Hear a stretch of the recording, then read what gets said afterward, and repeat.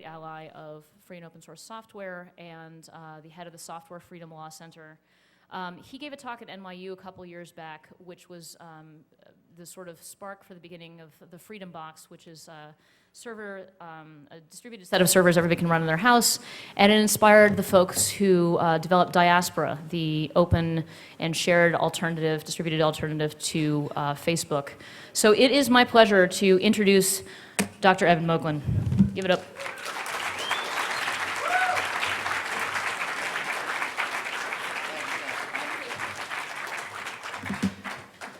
Thank you. It's a great pleasure to be here. I apologize for the preview in Forbes Online and the resulting Slashdot conversation about whether I understand the first law of robotics or not, which was very entertaining to me. But let me try to start from scratch while still making it as interesting as possible. The free software movement, which is now 30 years old, if you start from Richard's original mulling over his concerns about unfree operating systems in the MIT AI lab, the free software movement is reaching its moment of junction with the great river of the internet freedom movement, which is going to be the dominant political and technology movement of our time, in which all our boats are finally going to reach the sea. But in the process of becoming first the free software movement and then the great river of the internet freedom movement, we are, of course, as always, standing on the shoulders of giants. Many of the giants who affected the thinking of those of us who began worrying about the freedom of software decades ago, many of the giants on whose shoulders we stood were authors of science fiction. They were the great visionaries of the post-Second World War imaginative literature, which coped with the problem of the runaway technology that had transformed the world. You will recall that after the first terrible use of nuclear weapons in the world, Albert Einstein said, "We have changed everything except the way men think." And the culture of the post-war Western world, in the culture of the post-war Eastern world too, if you read as we did science fiction from both sides of the Iron Curtain, the culture of the post-war world was very heavily affected by the attempt to understand the implications of technology as imaginative authors, including Ray Bradbury, who recently left us, and many others, as imaginative authors tried to cast in new idealized forms moral, ethical problems with technology out of control. And the literature that they wrote deeply affected me when I was young and growing up, and Richard, and many, many others. I want to go back to that now because I believe it's time for us to acknowledge yet again how much they foresaw, those writers of the post-war world, and how much they helped us to foresee, but how little we have helped ourselves to avoid it. One of the staples of that science fiction of the 1960s that we read so avidly growing up was that by now, the middle of the first quarter of the 21st century, by now, it was assumed that human beings would be living in society commensally with robots. And many, many people tried to imagine the nature of that commensal biological coexistence between us and the robots, the androids we had built. Everybody understood that there were enormous ethical and moral dilemmas implicit in our living with robots, as there would also be enormous changes in the texture and fabric of ordinary human life from day to day. And the two elements, the nature of human life as lived in the company of robots, and the nature of the ethical and moral dilemmas implied by the attempt to do so, were fertile ground for some of the very greatest fiction that was written in that time, not least of which was Isaac Asimov's attempt to understand how we would confront the problem of runaway technology in life with robots, which produced, as many here will recall, as warmly as I do, all of the stories and the novels which were built out of the US Robotics Corporation and its positronic-brained creations. There, of course, from the beginning, the assumption was that robots would be humanoid. And as it turns out, they're not. We do, after all, live commensally with robots now. We do, just as they expected. But the robots we live with don't have hands and feet. They don't carry trays of drinks, and they don't push the vacuum cleaner. At the edge condition, they are the vacuum cleaner. But most of the time, we're their hands and feet. We embody them. We carry them around with us. They see everything we see. They hear everything we hear. They're constantly aware of our location, position, velocity, and intention. They mediate our searches, that is to say, they know our plans, they consider our dreams, they understand our lives. They even take our questions, like, how do I send flowers to my girlfriend, transmit them to a great big database in California, and return us answers offered by the helpful wizard behind the curtain, who, of course, is keeping track.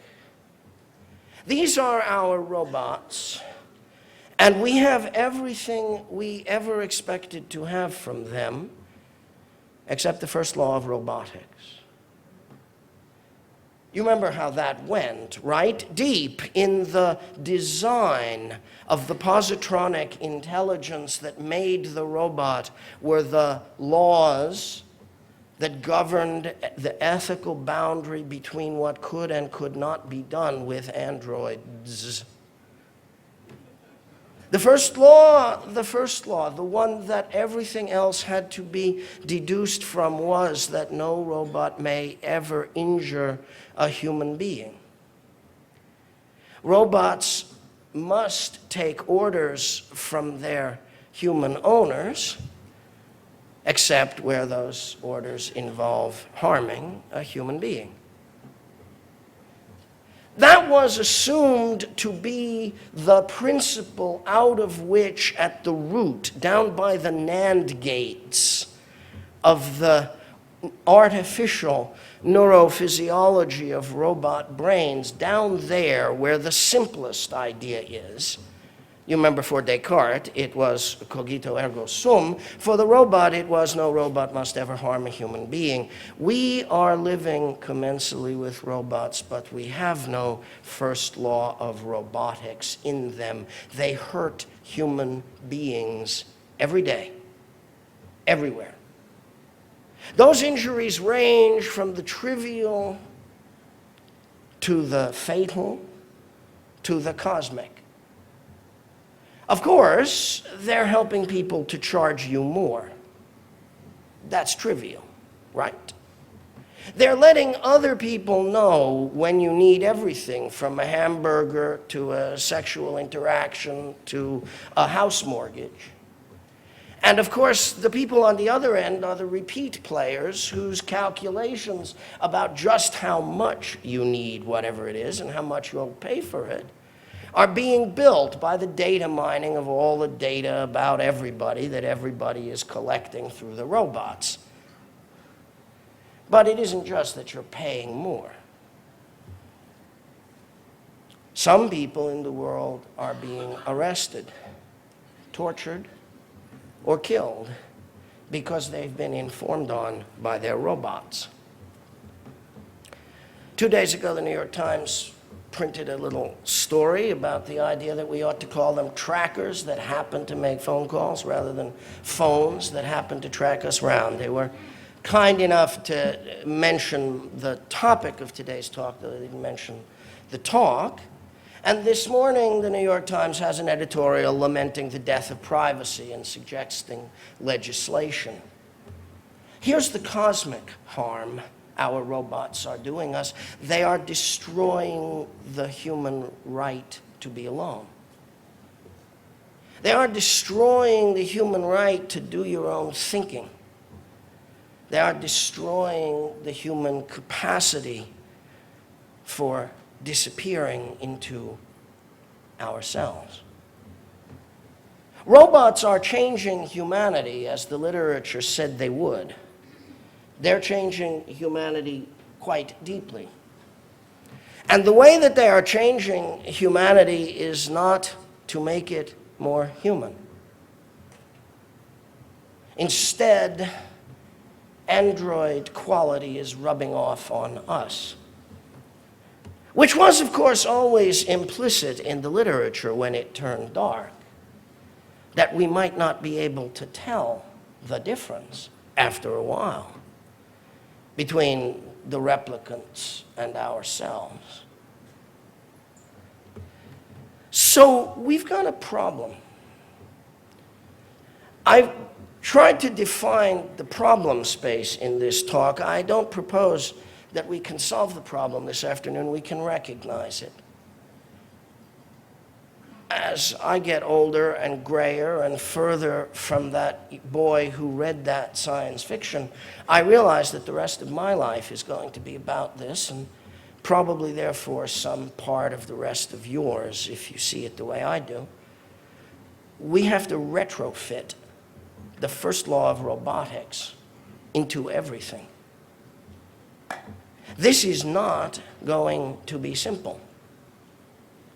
The Slashdoters, who wanted me to remember that the purpose of the first law of robotics was trained in the positronic brain, well, of course they were right. That was the happy, imaginative part. You remember why that was. The assumption that Isaac Asimov made was that human beings would be afraid of robots, that they would be afraid to allow their children to be tended by robots or to have them in their homes. And therefore, without some assurance of the complete, engineered in from the very beginning quality of will never hurt a human being, that robots would not be adopted. That the capitalist motive of the robot maker, the US Robotics Corporation, that the capitalist needs of the robot maker to create a safe market in which consumers would accept robots in their homes and with their children would require an absolute guarantee of engineered in safety, will never harm you.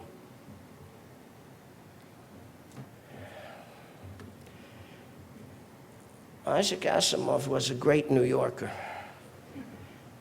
I was privileged to grow up in his city while he lived here and bump into him every once in a while. As you know from the Foundation trilogy, he had really, at the bottom, a very gemütlich sense of all of this. Trantor was really the grand concourse, and good Jewish family values were really enough to save the galaxy.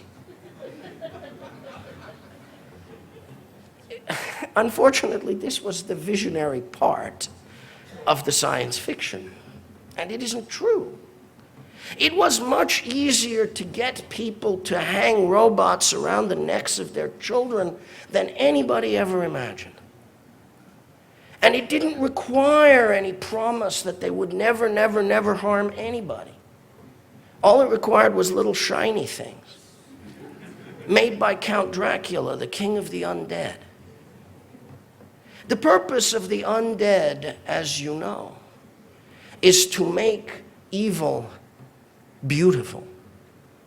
That's what the undead do. They turn evil into something so erotically attractive, you can't keep your hands off it. And you don't mind having its hands on you. And he did that, the King of the Undead. He's dead now. But they didn't throw his boot into the Danube, and there was no silver bullet, and there was no stake through the heart, and the undead still are with us. They're improving the screen and such like until another King of the Undead who can build damned beautiful things is ready. But that's all it took. And now we put those things around our children's necks and we send them off to be harmed by the robot with whom they live. We have the problem that Einstein was talking about. We have changed everything except the way people think about this. The heuristics that humanity brings to the net are heuristics which assume that they know the direction in which danger comes at them, and they do not. So much has happened very quickly. It isn't that we haven't warned about it. The free software movement gave its warning all the way along, very rationalistically, scientifically, in hacker speak. However, and our great problem was always, how were we going to get people who didn't hack on things to understand the importance of being able to hack on things? It was a really tough political lift for symbol makers to explain to people who didn't interact with code at all why the freedom of code was their freedom at the end of the day. We knew it was because we grew up with I, Robot. We knew it was because we grew up understanding that humanity had many different ways for creating unethical technology, and that we were going to have to find ways to embed ethics in the technology. Mr. Stallman could not have been clearer about that, but his clarity wasn't universally accessible by any means. It wasn't imaginatively available to every child in the world. It was only available, may I say it, to us. Now we have to operationalize in a profounder way, because we aren't merely worried about whether there will be code available for operating systems for people who work in artificial intelligence laboratories or even for students. Now we have to worry about how to retrofit the first law of robotics into objects that are hurting people. Mostly, we have an ethical and moral problem to describe and to set the outside limits for. We have to be able to express to all the people with whom we interact, though they are not necessarily technical in the same ways that we are, we have to be able to express to them what the ethical limits of technologies are with which they are already familiar in ethically compromised form. And of course, we have some technology work to do as well. Where the two things cross, where we are required to do technology work as well as explain to people the nature of the ethical limits of the technologies around us, we have our biggest problem and the most immediately urgent. We cannot retrofit the first law of robotics into robots that have been designed to resist our modifying them. This is a fairly simple point, I understand. We tried 5 years ago in GPL3 to make it with sufficient clarity that everybody who understood the implications could come along with us and do some work in helping to avoid the situation of the locked down robot. We made very little progress because people who are now beginning to realize that they should have supported the anti-lockdown efforts in GPL3 didn't do so at the time, maybe still haven't done so as powerfully as they should have done. And in the meantime, a whole range of monoliths grew up around society that are very much in love with the idea of the robot you can't retrofit. And it does harm to people every day. And you can't retrofit it because the cover's welded shut and it's booby-trapped by the DMCA and lots of other things. You can go to jail for trying to retrofit freedom into a robot under the wrong conditions, if that might mean the robot might sing a copyrighted song without permission of the composer, or show you a movie that you haven't paid for enough times yet.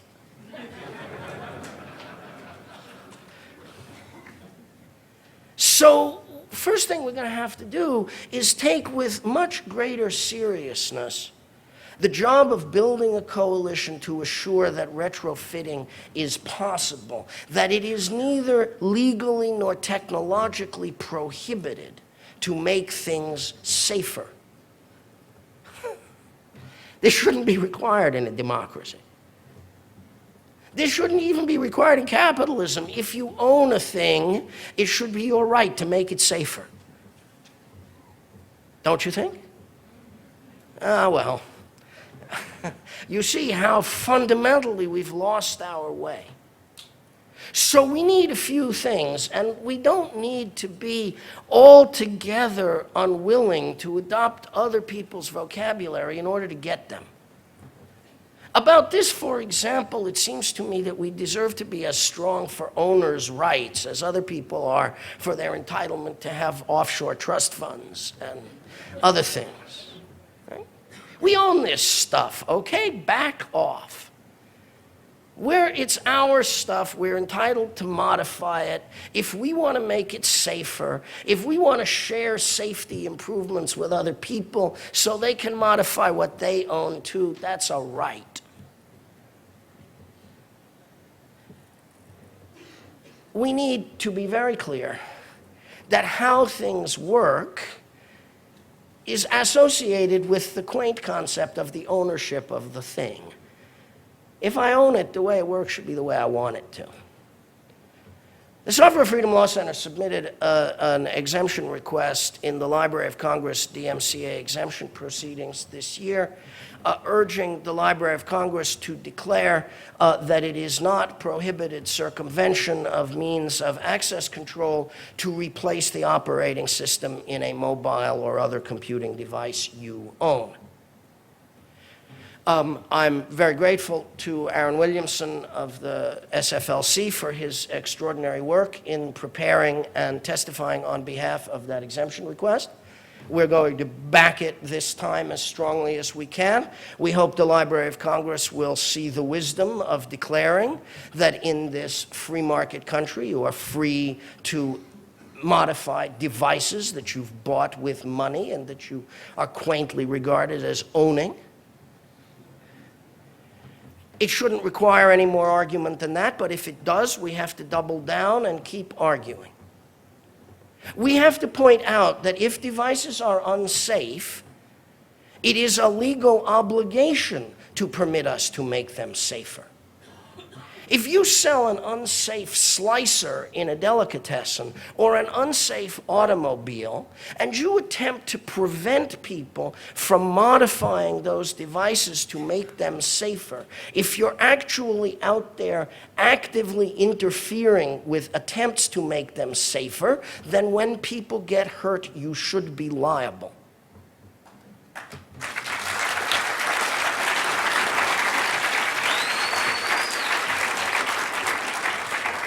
if we press hard enough on that point, we will scare even Count Dracula, King of the Undead, in his grave, where he should be very frightened, because he has interfered with more attempts to make his product safer by more people than any other undead maker in history.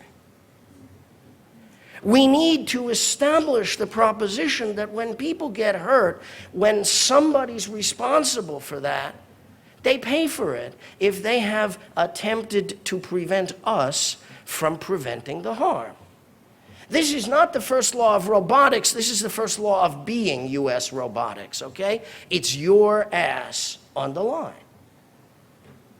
Everybody's got to know that. And by everybody, I distinctly mean to include certain parties called Verizon and AT&T. Nowhere in the world are the network operators more aggressive about prohibiting us from increasing the safety of devices. Nowhere is there a more concentrated opposition to GPL3 than in the US network operator duopoly. Now we know, thanks to last week's news, confirming what we already knew but it hadn't been printed in the New York Times yet, that millions of times a year, people with a tin star are requesting the real-time location or the contents of messages or the nature of the traffic between tracking devices and the networks. We know that now. That is to say, we know exactly how far down the road of suppressing civil liberties the robots are taking us. Of course, improving your civil liberties is not necessarily regarded by other people as making you safer. So not all the time when we insist upon improving our civil liberties by retrofitting into devices our first law, you shall not harm the user of the device, we're going to be told that what we're doing isn't making people safer because it makes terrorists safer too, or some such nonsense. The truth of the matter is products must not harm the people who buy and use them, regardless of whether the people who buy and use them are nice people. When a kid gets his hand injured by a delicatessen slicer, we don't ask ourselves whether he's a good kid or not. We don't even ask whether he was a little bit impaired by something when it happened, because the manufacturer who makes an article inherently dangerous is responsible for the harm it does. And if, for example, it doesn't have two-hand switching and somebody's hand gets hurt, whether they were a nice guy or a bad guy or whether they were planning to sabotage the factory on the weekend is not a relevant concern. The IT architecture of the next period is set, and pretty much everywhere I go in the world, everybody understands it. They recognize it. It's called cloud to mobile. What does that mean? It means robots reporting at headquarters, tossing your data overhead from where they collect it to where it is stored, wherever that is. If you're a lawyer who worries about privacy, that's about the same as saying, first it will be at the robot, and then it will be in whatever legal system in the world gives you the least protection for it, and the most academic, commercial advantage to the guy keeping it for you. In 2006, I gave a talk at the MySQL annual developers meeting about why it's good to store it yourself instead of storing things other places. But I was still in the grip of the belief that we were all going to be fine, and I spent more time talking about technologies of memory in relation to freedom than what I should have said, which was, if you don't store it yourself, it's going to be stored by a guy taking advantage of you deeply, eradicating your privacy, and making you the android of him. I probably would even have chosen the word android, which had nothing to do with computer software at the time. But there we are. But there we are. Cloud to mobile. What it means is from unsafety to unsafety unless we do it right. It's kind of us to refer to the NYU talk in 2010 about freedom in the cloud. I wanted then to set out some ideas about how we had gotten into that part of the mess and how we might get out of them again.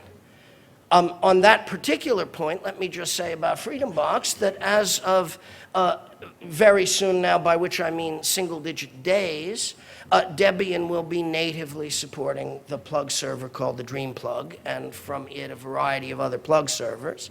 And Freedom Box will have moved into being Debian privacy, and we will be trying to deliver best possible privacy tools to every architecture, everywhere, all the time, and particularly to small, effective, power-sipping plug servers that can replace routers everywhere and make the network safer, for which work I am endlessly grateful to B. Dale Garby and James Bazile and Nick Daly and many others who have been hacking on Freedom Box over the last 18 months.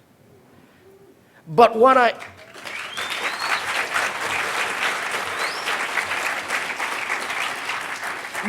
and you know is that no matter what we do to make the network safer and to make server-side improvements, let us call them, we must at the mobile end be capable of delivering safety, security, and privacy to people on the things they really use, the robots they really live with. It won't do us any good to try and compete with US robotics and Count Dracula by saying you can buy a beige little box and plug it in on a wall at home. We have to get into the galaxy in your pocket, or the galaxy will have no freedom in it, no matter what they do on Trantor. So this raises questions beyond merely how are we going to get the code in the box, or how are we going to define what the code is? We're all real good at that, and I'm actually quite optimistic that we can hold up the technical end. We've been holding up the technical end all the way along. The free software movement has contributed a lot of freedom to the internet freedom movement it is becoming, and we're going to continue to contribute all the way until we win. But what we have to do, beyond all the stuff we're good at, is to do the thing that human beings haven't been good at so far. We have to be really alive to the danger, and we have to teach people that safety must be put in now, after we've already launched the boat. Well, okay, preaching is part of it. But preaching is effective where there's adequate dogma, that is to say, where we really understand the doctrine of what we're preaching. And so we have a little intellectual heavy lifting to do. What does it really mean to talk about hurting people? What does it really mean to talk about not hurting people or guaranteeing non-hurt to people in this complex environment in which, one, the robot's cognition has to be reduced to the level of our desire. It should not be listening to me when I didn't tell it to. It shouldn't be informing people of my location when I haven't said it can, and so on. But where that dialogue cannot possibly consist of punching OK or no on dialogue boxes on something every 10th of a second through a lifetime. We need to understand what services can be safely offered and which ones can't, or rather, how service design itself must be altered in order to produce safety for users. Location-directed or location-aware or location-based services are terribly important and terribly dangerous. And the primary problem is the real-time ascertainment of the location of human beings by those with power. It does very little good, in other words, to describe regulatory approaches to such services. Because the regulatory approach will always be engineered by government to say, you shouldn't do this unless you're us. Or you shouldn't do this unless we want you to. Or you shouldn't do this unless there's a court order or other authoritative communication telling you to start turning over real-time location data about human beings. The very senior US government official who told me back in March, well, we've learned now that we need to have a robust social graph of the United States, is reflecting the learning of all the governments on Earth in the last 14 months, when with great suddenness they all discovered that what they wanted was a robust social graph of their societies. You understand, of course, that we could put this in plain English for the people around us. We could say, this means the United States government intends to keep a list of everybody every American knows. That's not what we used to quaintly refer to as a free society. In fact, that's what I would call a dangerous neighborhood. And in that dangerous neighborhood, which it may not be possible to prevent ourselves from living in unless we learn how to exercise democracy really effectively about this, which is going to mean a lot of preaching and a lot of teaching. But in that very dangerous neighborhood, we have to understand that things that inform at headquarters where we are serious problems. I must admit that I find it kind of reassuring how naively confident Americans are.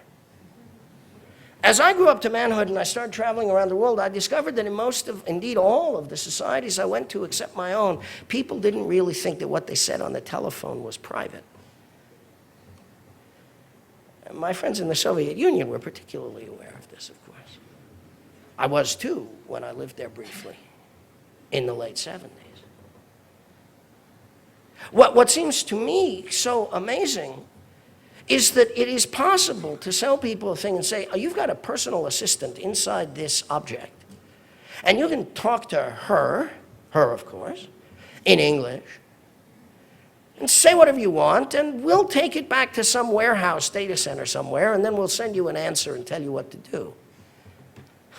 If the KGB had tried this, it would not have worked.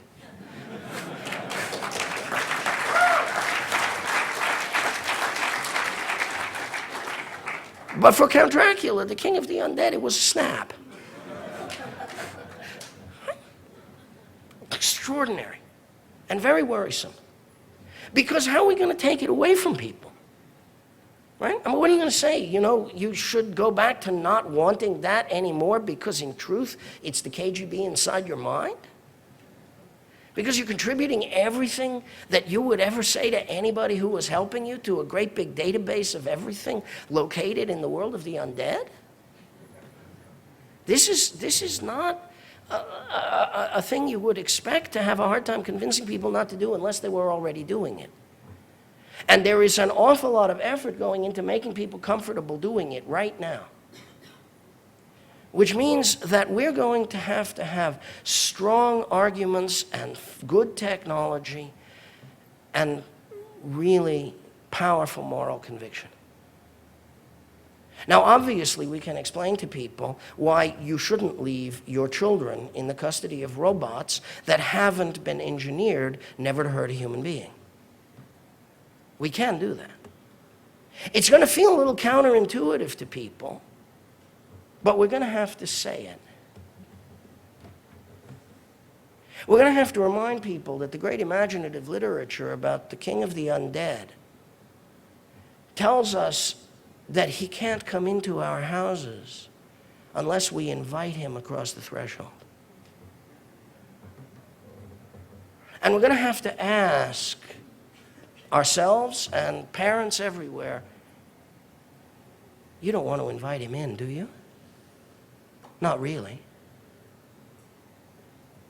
But you see, it's all about convenience and prettiness and coolness and the sexiness of technology. And we know more about the sexiness of technology than anybody. And most of us, I speak at least only for myself, if it weren't for the sexiness of technology, there would be little sexiness in my life.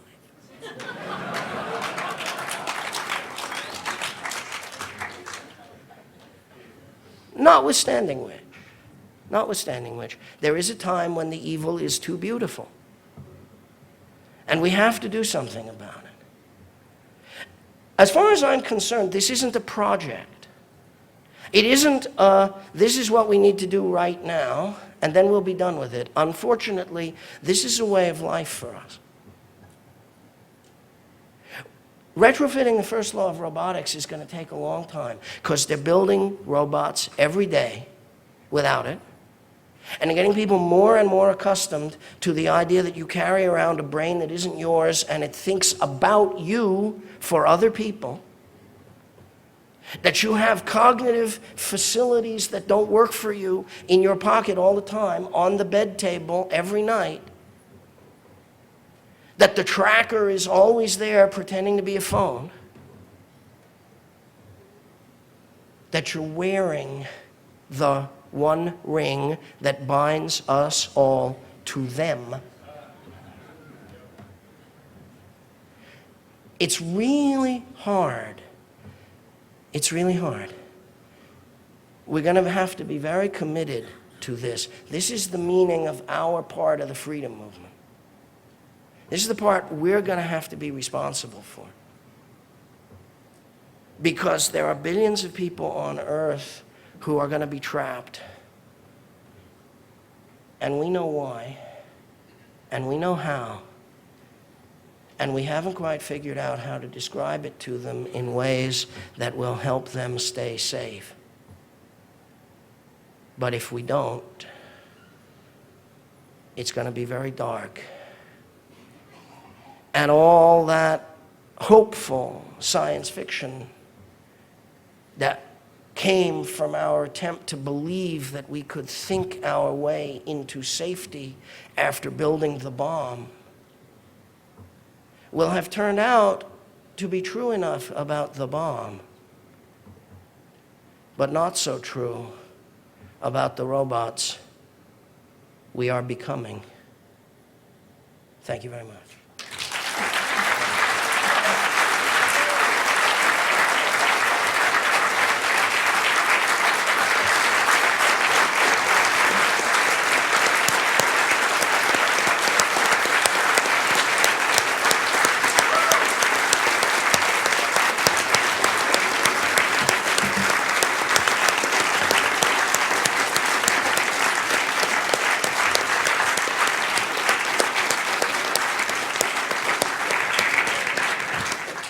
Thank you. I would be happy to take some questions.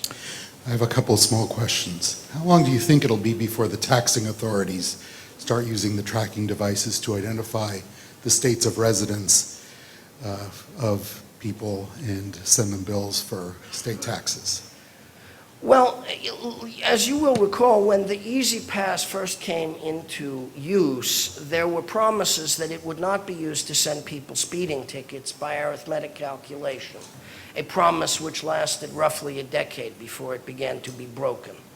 I do not think that that's a wrong general magnitude. The use of automated cameras for many kinds of enforcement are coming at high speed. And tax enforcement is at least a possible long-term use of certain kinds of very simple data mining.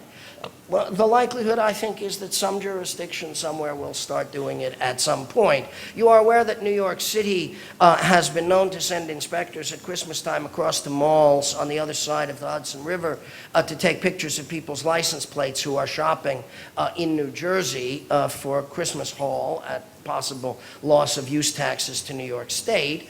It will eventually, particularly once near-field communication inside the phone is how you pay, be possible to give the geographical reference for every payment and associate taxes with it on an automatic basis. How long out into the future that is, I don't know, but it's not more than double the time it takes before somebody begins trying it. And why are backdoors not illegal in welded shut devices?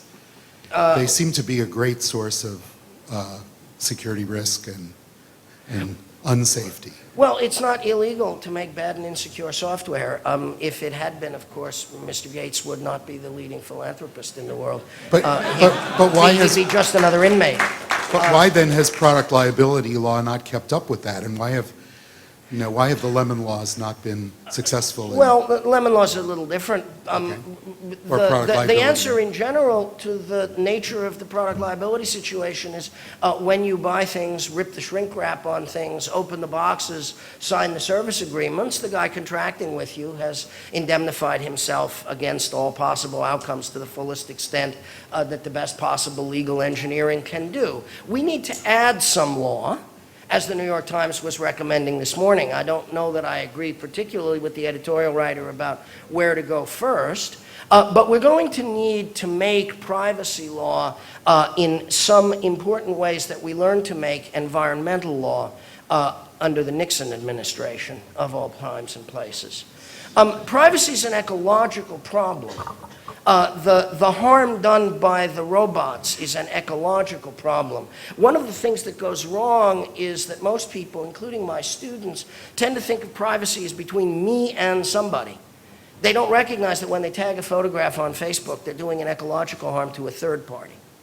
When we begin to understand more concretely the third-party effects of the way we destroy our own privacy with the robots and therefore harm other people, whether it's our children, our friends, our families, our churches, or whatever, then the legal situation will clarify, because it will become evident, as it became evident about tobacco, that part of the difficulty is the third-party consequences that can't be dealt with by signing a contract that says we won't sue about it.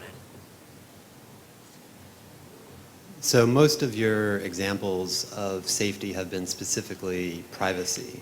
Are there other areas of safety that you have in mind? When we begin to think about the taxonomies of services, we will discover harms that are the result of each of the kinds of failures of privacy. I teach in my classroom, I'm going to be very brisk about this, but if you look elsewhere on the net, you'll see larger explanations of what I mean. I teach in my classroom that privacy is really three things at minimum.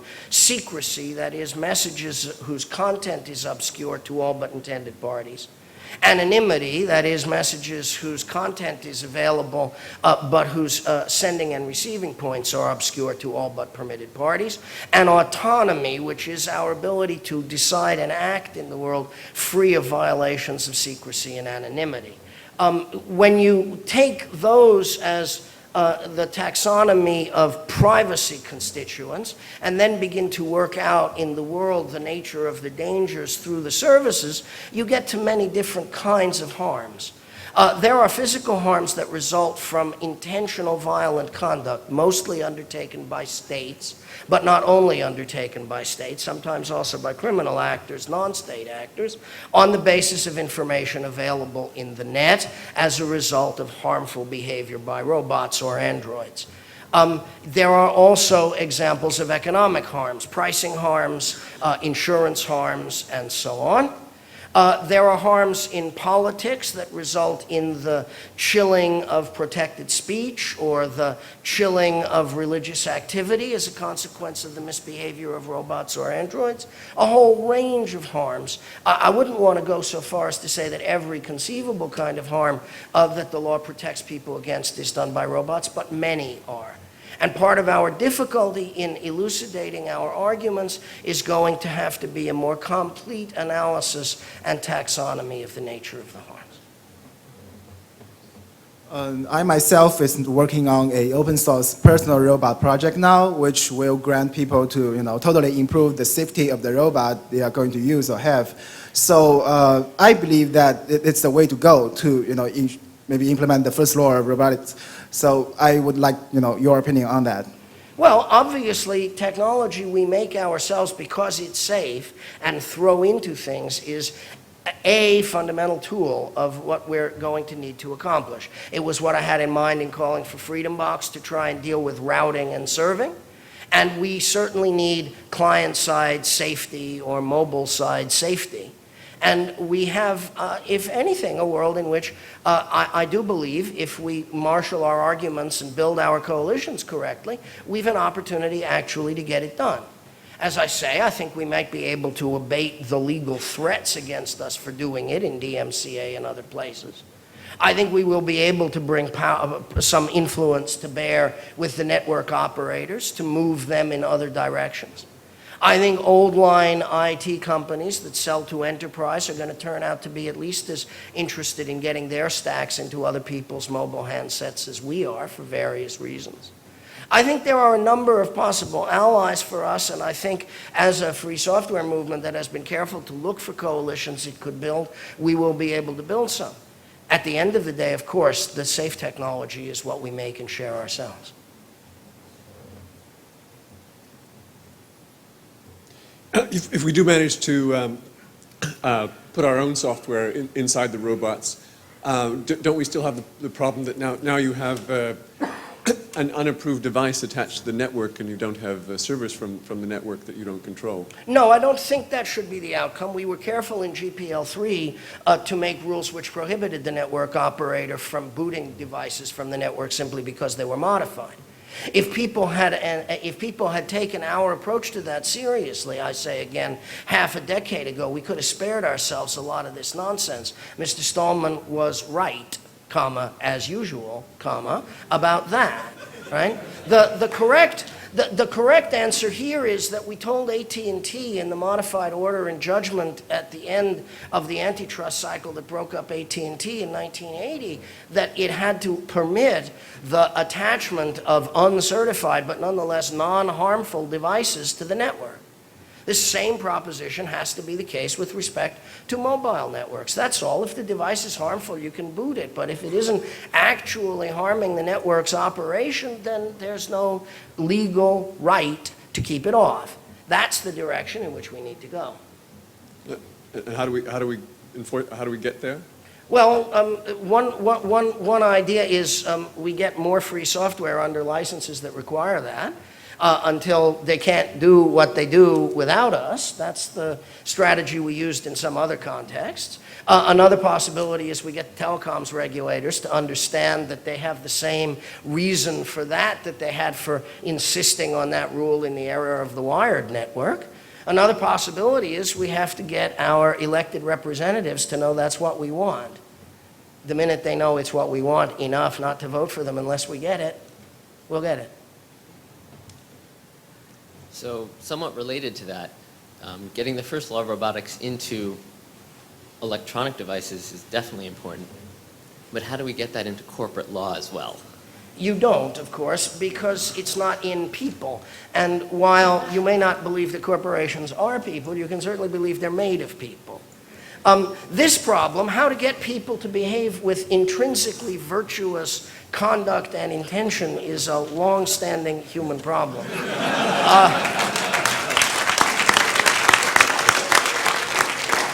The great English lawyer Edward Cook said in his famous reports, corporations cannot be excommunicate because they have no souls.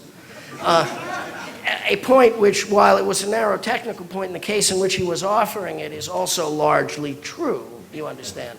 The King of the Undead, Count Dracula, was particularly good, as you notice, in getting corporations to do evil things through beauty. He got the music industry in the world almost to destroy itself under the pretense that he was saving it. His ghost, in charge of the Apple Computer Corporation, has been doing it to the magazine publishers of the world, even when he was already temporarily descended into the grave. The problem of getting the corporations to do it right is not a problem that we can deal with by law if our long history of the legal regulation of collective enterprise is any indication. I think we really are trying to engineer for safety despite the natural tendency of human beings to do wrong. I had a regulatory question, again, somewhat related to some of the previous questions. It's probably going to be both the last regulatory question and the last non-regulatory question, so go for it. There appear to be times when legislatively there's a sort of deterministic acquiescence to how technology functions. And so we see this, for example, in exceptions that are made to something like the ECPA, where the legislation says we make an exception when certain kinds of data are required to be collected in order to provision service in an acceptable manner or what have you. And this seems to create a sort of perverse incentive for the development of technology that promotes the promulgation and development of technology that collects more information necessarily. Well, I wanted to know what your thoughts were to sort of, maybe historically contextualize that. See, I don't think that the problem of collecting too much is now primarily a byproduct of careless regulation. The problem of collecting too much arises from the fact that the future of capitalism is in the data mining and control of its customers. When capitalist societies begin to depend more on consumption than they do on production for their overall economic health, and the GDP of the United States has been primarily consumption for more than 15 years now, then knowing how to control consumers becomes as important as knowing how to control productive machines was when the GDP was still primarily based upon production rather than consumption. What is happening is that we are automating and instrumenting the portion of the economy which is most powerfully important, namely consumption. Collecting information about consumers is the same thing as knowing how the mill machines worked to the capitalist of the 19th century. So what we are confronting is not the accident of perverse incentives created as a byproduct of unintended consequences of regulation. We're facing the fact that doing the wrong thing is the basis of future economic growth. We're not trying to destroy future economic growth, we're trying to compromise among values. That's what regulation is. It's a messy process. Of course it has unintended consequences. Naturally it creates perverse incentives because it's imperfect. But understanding the objective has to be clear. Productive capitalism met ecological constraints. It dirtied the water too much, it dirtied the air too much, it created too many difficulties that had to be constrained as negative externalities produced by production. The attempt to regiment and govern consumption through data mining raises ecological problems we must solve. Thank you all.